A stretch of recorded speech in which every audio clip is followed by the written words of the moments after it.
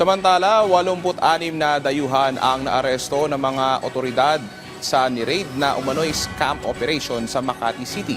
Ayon sa BI, nakatanggap ang CIDG NCR Field Unit ng isang distressed message mula sa isang Chinese national gamit ang WhatsApp, kung saan sinabi nitong hawak siya ng labag sa kanyang kalooban at hindi pinapayagang lumabas sa pinagtatrabahuan.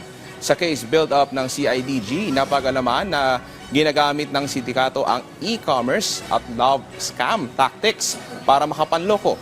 Bigo din umano ang naturang mga individual na magpakita ng kanilang mga dokumento na magpapatunay ng kanilang legal na pananatili sa bansa.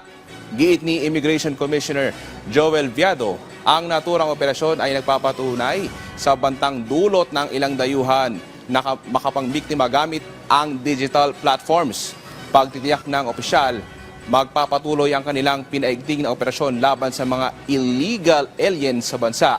Alinsunod na rin sa direktiba ni Pangulong Ferdinand R. Marcos Jr.